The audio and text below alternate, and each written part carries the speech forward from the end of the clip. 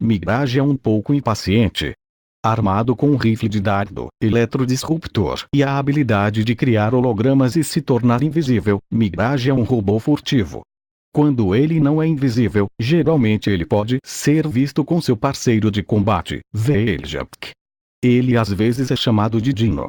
Em algum momento após a operação Firestorm e o desaparecimento de T-Fallen, Dino chegou à Terra como que, e se juntou à equipe do Nest com a forma de uma Ferrari vermelha italiana 458 Itália.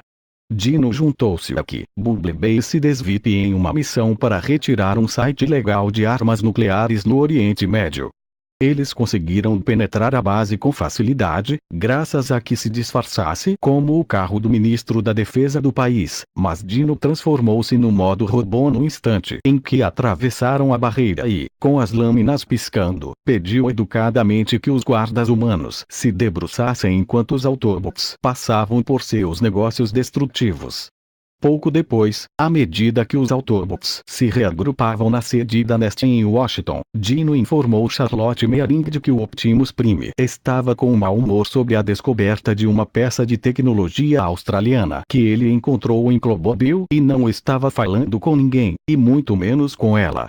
Mais tarde, após o primeiro líder da Autobot Sentinel Prime ter sido recuperado da Lua e reativado, Dino observou sua explicação de como seus pilares eram fundamentais para controlar a Space Bridge, um dispositivo de teletransmissão que Sentinel havia projetado, que era crucial para o esforço de guerra Autobot. Dino e Sidesvip se juntaram a Bumblebee, Sandvik, Seymour Simmons e holandeses no segmento de uma pista para explicar por que os seres humanos foram mortos por Decepticons.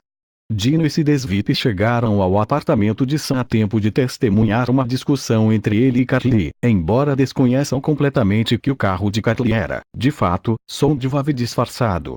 Depois que os humanos determinaram que os Decepticons visavam Sentinel por sua capacidade de controlar a Space Bridge, Dino ajudou a acompanhar o antigo Autobot de volta à base.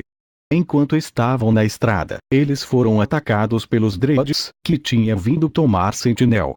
Durante a perseguição, Dino cavou suas lâminas em Hatchet e dirigiu para a linha de fogo dos outros Autobots antes de lançá-lo no próximo tráfego para acabar com ele. Dino chegou à base com Bumblebee enquanto Sidesvip e Royd terminaram o resto dos Dreads. No entanto, quando chegaram lá, Sentinel traiu os Autobots, matou Iroid e pegou seus pilares, revelando que ele fez um acordo com Megatron para escravizar a humanidade para reconstruir o Cybertron. Nest e os Autobots perseguiram Sentinel Prime a Washington DC e apesar de Optimus tentar parar o antigo Autobot, Sentinel ativou sua ponte e trouxe um exército de Decepticons através da Lua montada por Megatron. Dino chegou com Sidesvip, Bumblebee, Lennox e alguns soldados do Nest, mas foram muito superados em número. À medida que o exército Decepticon arrancou Washington, Optimus ordenou que os Autobots recuassem. Dino e os outros Autobots foram obrigados a abandonar a Terra quando o Sentinel Prime, contra o qual forçou os governos humanos a exilar seus protetores. Ao sair da atmosfera da Terra, o navio de Autobot, o Champion, foi destruído por Starscream, e Dino foi presumivelmente morto junto com o dele.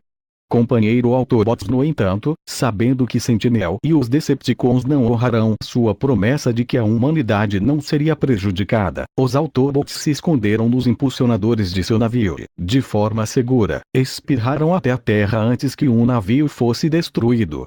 Dino e os Autobots voltaram para seus aliados humanos da Nest Sandvik nos arredores do Chicago, controlada por Decepticon, agora o centro do cenário para o Sentinel Prime e o plano de Megatron de levar a Cybertron à Terra.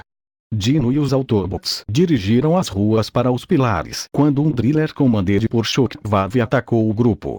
Eles conseguiram se refugiar em um prédio próximo enquanto eles se preparavam para a próxima fase.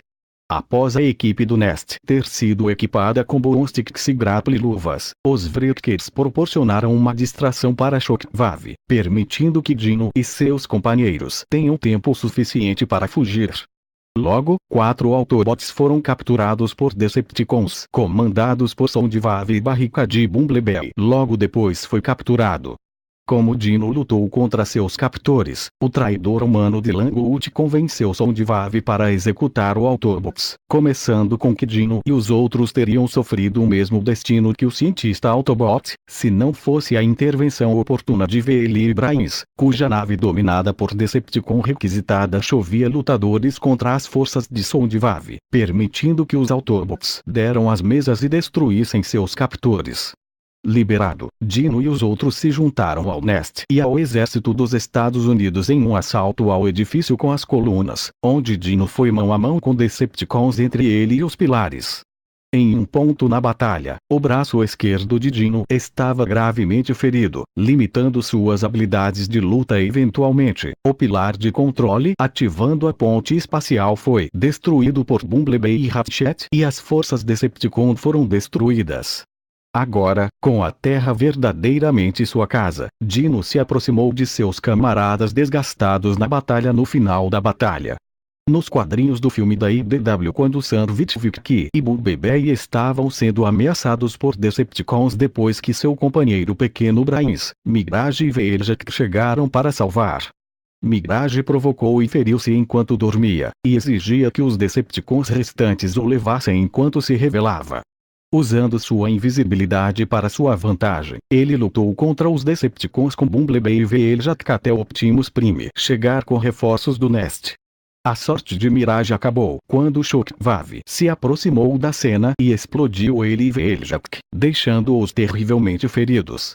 Ratchet poderia salvar suas vidas, mas não tinha certeza se acabariam por parecer o mesmo após seus reparos.